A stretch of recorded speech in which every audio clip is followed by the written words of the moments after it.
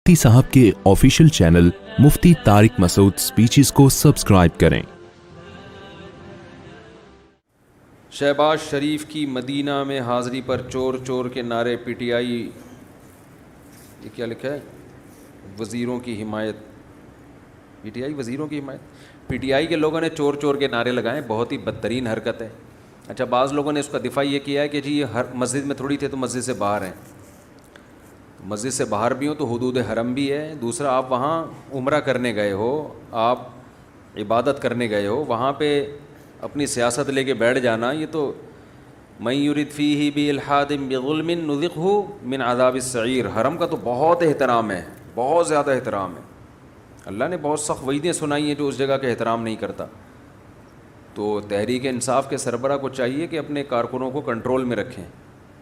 جہاں نوجوان طبقہ ہوگا نا وہاں تمیز نہیں ہوگی۔ کچھ الزامات عمران خان پہ لگے ہیں جو غلط ہیں، میں اس میں دفاع بھی کرتا رہتا ہوں۔ یہودی ایجنٹ بنا کے صبح شام ایک رٹ لگائی ہوئی ہے، حالانکہ بہت سارے کام اس نے ایسے کیے ہیں جو یہودی ایجنٹ کر ہی نہیں سکتا، بلکہ اس کو برطرف کرنے میں یہودی بہت خوش ہیں۔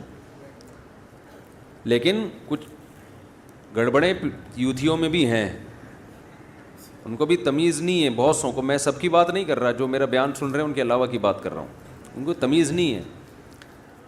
پھر ہم کئی بار یہ بھی بات کہہ چکے ہیں، جناب عمران خان جب وزیر اعظم تھے تو ان کو چاہیے تھا کہ مخالف پارٹیوں کا نام اب آپ اس طرح سے نہ لیں جس طرح آپ پہلے لیتے تھے۔ آپ ایک ملک کے وزیر اعظم ہیں تو ڈیزل کہنا اور اپنے مخالفین کو، یہ آپ پہ سوٹ نہیں کرتا۔